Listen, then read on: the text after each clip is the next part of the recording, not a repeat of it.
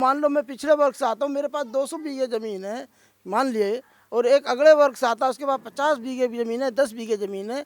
तो भाई किसान ना तो जाति में बटेगा ना धर्म में बटेगा।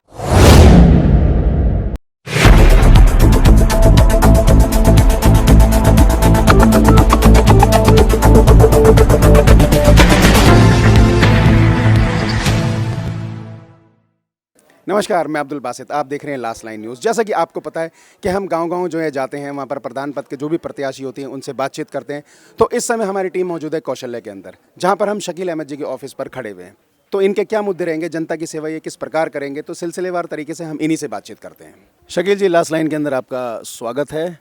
तो हमारी जैसे जो है जनता, हम गाँव-गाँव सर्वे करते हैं और हमारा मेन मोटिव ये रहता है कि जो भी प्रत्याशी, चाहे वो ग्राम प्रधान का हो, चाहे वो जिला पंचायत का हो, तो इन प्रत्याशियों की आवाज़ और ये किस तरीके से जो है जनता की जो है सेवा करना चाहते हैं, तो वो हमारी जिम्मेदारी बनती है उन तक पहुंचाने की। तो उसी तरीके से आपके भी कुछ मुद्दे होंगे, जैसे सारे जो है प्रत्याशी होते हैं उनके मुद्दे होते हैं। आपके क्या क्या मुद्दे हैं जिन मुद्दों पर आप चुनाव लड़ रहे हैं? आप हमारा मुद्दा है कि गांव के अंदर इंटर कॉलेज की व्यवस्था कराना, गांव के अंदर डाकघर की व्यवस्था कराना, गांव के अंदर छोटे अस्पताल की व्यवस्था कराना, और बिजली पानी खरंजे की तो एक समस्या है, उस समस्या पर हम काम करेंगे। अच्छा, पुराने जो प्रधान रहे हैं, तो क्या आपको लगता है कि उन्होंने प्रधान ने जो है अपनी जिम्मेदारी नहीं निभाई? मैं ये सब कुछ नहीं कह सकता जिम्मेदारी निभाई या न निभाई। उन्होंने पूरे 5 साल का कार्य क्या है, जिम्मेदारी निभाना ना निभाना वो उनका कर्तव्य था, मेरा नहीं है दायित्व। अच्छा, लास्ट लाइन की टीम और हमारे व्यूअर्स जो हैं ये जानना चाहते हैं, क्योंकि हर किसी चीज़ का एक प्लान सेट होता है। सब अपने हिसाब से बोल देते हैं कि हाँ जी हम अस्पताल बनवा देंगे, तो उसका एक प्लान ऑफ एक्शन होता है। तो आपने कुछ उसका कुछ खाका वगैरह जो है तैयार कर रहा है कि हाँ भाई इस तरीके से अगर मैं प्रधान चुना जाता हूँ या कौशल्या की जनता मेरे को सेवा का मौका देती है तो मैं इस तरीके से काम करूँगा, तो उस बात पर थोड़ा सा प्रकाश डालिए आप। नहीं, हर आदमी का एक कोई भी काम करे, घर परिवार अगर चलाना होता तो पहले एक उसकी स्कीम होती है, खाका तैयार करना पड़ता है। तो हम भी पूरी तरह एक स्कीम खाके के तहत तैयारी, हमारी पूरी तैयारी है। जैसे जैसे भी जैसे हमें प्रधान चुना गया, हमारे पे जिम्मेदारी आई, तो जो हमने अपना खाका तैयार किया, हम उस पर पूरी तरह से काम करेंगे।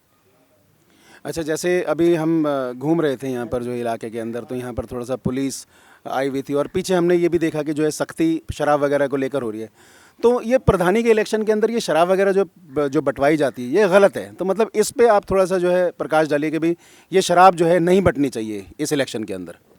नहीं, शराब तो किसी भी इलेक्शन में नहीं बंटनी चाहिए, इसी प्रधान के नहीं, MP MLA के भी नहीं बंटनी चाहिए।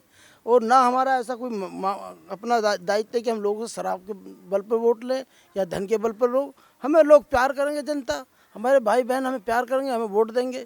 अब क्यों पुलिस के मसला है कि पुलिस वास्तव में अगर कोई भी गलत काम हो, पुलिस का अपना एक्शन लेना चाहिए और उस पर कार्रवाई होनी चाहिए पुलिस की। अच्छा, जैसे जो है कोरोना के बाद हाल जो है बहुत ज़्यादा ख़राब हो गया। हम हर प्रत्याशी से ये भी ज़रूर पूछते हैं कि रोज़गार वगैरह का जो है आपने कुछ थोड़ा मोड़ा भी इंतज़ाम जो है करवा रखो, क्योंकि यहाँ पर पढ़े लिखे जो है युवा जो है वो खाली घूम रहे हैं। 22 साल 24 साल के लड़कों के पास नौकरी नहीं है। तो आप जो है विधायक निधि से या पार्षद निधि से या MP निधि से कुछ ऐसा करके उन लोगों को जो है रोज़गार आप अपने कौशल्या के अंदर दिलवा पाएँ, तो ऐसा भी कुछ आपने विचार सोच रखा है? देखिए, विचार बहुत हैं, बहुत सी बातें हैं। मैं नहीं चाहता माइक पे कुछ झूठ और सच बोलूं, क्योंकि स्कीमें जो आती हैं वो गांव के लिए स्कीम आती, शहर से गांव के लिए स्कीम आती हैं। हम जो भी स्कीमें, जैसे डूडा की स्कीम है, विधायक निधि की स्कीम है, राज्यसभा की स्कीम है, MP की स्कीम है, हम कोशिश करेंगे जो लोग हमारे साथी होंगे हम उनसे मिलजुल कर किसी तरह से कोई ना कोई रोज़गार अपने नौजवान को दिलाने का काम करेंगे। लेकिन आप देख रहे हैं, अब मैं झूठ बोलूं कि मैं 2 करोड़ आदमी को नौकरी दूंगा पर साल, जैसे हमारे देश के प्रधानमंत्री बोल रहे हैं, और मैं एक छोटा सा प्रधानी का चुनाव लड़ रहा हूं, मैं कह लूँ मैं 200 आदमी को हर साल नौकरी दूंगा, तो मैं जनता के बीच झूठ नहीं बोलना चाहता। मैं संघर्ष करूंगा, लड़ाई लड़ूंगा, और जहां तक भी मैं संघर्ष करूंगा अपने नौजवानों को साथ लेकर नौजवानों के रोज़गार की व्यवस्था करूंगा, नौजवानों की जो भी समस्या है उस समस्या को लड़ने का काम करूंगा। अभी आप पुलिस की बात कर रहे हैं, वास्तव में पुलिस अच्छा काम करे तो हम उसका स्वागत करेंगे, लेकिन आए दिन बिना बात पुलिस हमारे लोगों को पीड़न करती है, लोगों के साथ अत्याचार करती है। उसके लिए भी हम संघर्ष करने का काम करेंगे। अच्छा, किसानों की जो है कोरोना के बाद से किसानों की भी जो है बहुत ज़्यादा बदहाली हुई है। पिछड़ा वर्ग है, जो भी किसान है, उनको जो है उनकी जो भी धान वगैरह है उसकी कीमतें नहीं मिल रही, किसी की जो है रकम वगैरह फंसी हुई है, बहुत ज़्यादा बुरा हाल हो रहा है। और दूसरे प्रधानों ने ये कहा कि हम जो है पिछड़े वर्ग के किसानों के ऊपर काम करेंगे। तो आपका भी कुछ ऐसा ख्याल है कि आप उनके लिए भी काम कर पाएँ? देखो, किसान जो होता है अगड़ा और पिछड़ा नहीं होता, किसान किसान होता है। हम पिछड़े वर्ग की बात नहीं, किसान जो भी होता है। अब मान लो मैं पिछड़े वर्ग से आता हूँ, मेरे पास 200 बीघे ज़मीन है मान लिए, और एक अगले वर्ग से आता है उसके पास 50 बीघे ज़मीन है, 10 बीघे ज़मीन है। तो भाई किसान ना तो जाति में बटेगा ना धर्म में बटेगा। किसान हर जो भी किसान होगा वो किसान ही होगा, और किसान को किसान की तरह देखना होगा हमें। क्योंकि ये सरकार की हमारी बड़ी नीति खराब रही है कि अगले पिछड़े में हम लोगों को बांटा जा रहा है। जब हम एक गांव में रहते हैं, एक गांव में सोते हैं, एक गांव में खाते हैं, एक गांव में खेती करते हैं, तो किसान ना अगड़ा है ना पिछड़ा, हर किसान हमारा भाई है, छोटा हो या बड़ा, हम उसको बराबर सम्मान देते हैं। नहीं, ये आपने देखिए बहुत बेहतरीन बात करी। लेकिन जैसे दूसरे भी प्रधान हैं तो वो चीख कर इस बातों को जो है आगे लाते हैं। तो हम सिर्फ ये है कि आपने जैसे अगला और पिछला इसके ऊपर आपने कह दिया कि हाँ जी पिछड़ा वर्ग नहीं है, सब जो है समान है। तो सिर्फ एक छोटा सा क्वेश्चन आपसे ये है कि आप अगर जैसे चुने जाते हैं और यहाँ पर कौशल्या के अंदर जो है सब समाज के, जहाँ तक मेरा ख्याल है, लोग होंगे, हिंदू मुस्लिम सारे हैं, जाटा समाज भी है, तो आप सारे समाज के लिए बराबर काम करेंगे आप? देखो, जिसके लिए जो काम है वो उसके लिए बराबर काम होगा। अब मान लो एक हमारा दलित समाज का कोई आदमी बीमार हो गया, तो हमारी जिम्मेदारी बनती है, अगर वो गरीब है, दलित है, कोई भी है, चाहे मुस्लिम समाज का हो कोई भी, तो हम सब की जिम्मेदारी बनती है वो इंसानियत के नाते हम उसकी हिफाजत करें, उसकी दवाई गोली कराने का काम करें। तो अगड़ा और पिछड़े को छोड़कर मैं तमाम लोगों के साथ खड़ा रहूँगा, और जैसे भी हर वक्त मैं उनके लिए सेवा करने के लिए तैयार रहूँगा। अगड़ा और पिछड़े से मेरा कोई मतलब नहीं होगा। चलिए, अब एक आखिरी जो है आपसे सवाल सिर्फ ये है कि हमारे लास्ट लाइन के माध्यम से जैसे हमारे साथ बहुत सारे लोग जुड़े हुए हैं, आपके गांव देहात के भी बहुत सारे लोग हमारे साथ जुड़े हैं, हमारे व्यूअर हैं, तो आप लास्ट लाइन के माध्यम से अपनी इस कौशल्या की जनता को, आप अपने खूबसूरत से गांव की जो है जनता जो है, उनको क्या संदेश देना चाहते हैं?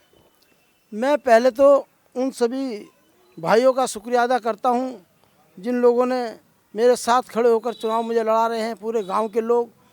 और उसके साथ साथ मैं ये भी कहना चाहता हूँ, मैं एक संदेश गांव के लोगों को देना चाहता हूँ।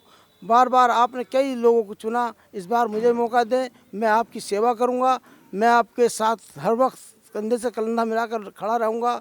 और मैं जिस बिरादर से आता हूँ उन हमारे बुज़ुर्गों ने सेवा करी है, वो उस सेवा भाव हमारे दिल में बसी हुई है। चाहे कोई भी हो, हम सेवा भाव को लेकर आपके बीच आए हैं, सेवा भाव को लेकर चुनाव लड़ने आए हैं। आप हमें जिता देना, आपके दिए हुए मान सम्मान को गिरने नहीं दूंगा, आपका मान सम्मान बराबर रखूंगा। इस बात को मैं वादा करता हूं इस कॉन्फ्रेंस के माध्यम से।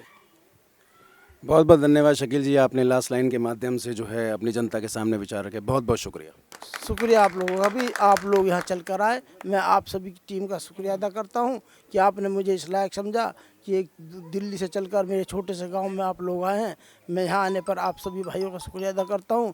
और मैं तो ये चाहता हूँ कि मैंने सुना है कि पत्रकार जो होते हैं तीसरा स्तंभ होते हैं, तो मैं इस तीसरे स्तंभ को झुककर सलाम करना चाहता हूं कि उन्होंने आज हमारे गांव में आकर हमारा इंटरव्यू लिया, हमारे लोगों को सुना, हमारे लोगों को देखा। इसीलिए मैं आपका भी शुक्रिया अदा करता हूं। जैसे कि आपने देखा, हमारे शकील अहमद जी कर्मठ, जुझारू, लगनशील, ईमानदार, ये यहाँ के प्रत्याशी हैं, प्रधान पद के प्रत्याशी हैं।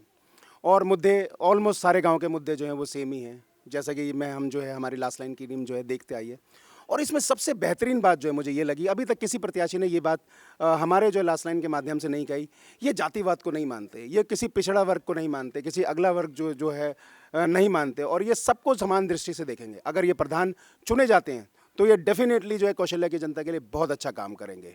और हमारी भी ये उम्मीद है कि ये जो है कौशल्या की जनता की उम्मीदों पर खरा उतरेंगे। तो आज के लिए बस इतना ही। कैमरामैन दिनेश के साथ मैं Abdul Basit, last line news, Kaushalya, जिला गाजियाबाद, यूपी।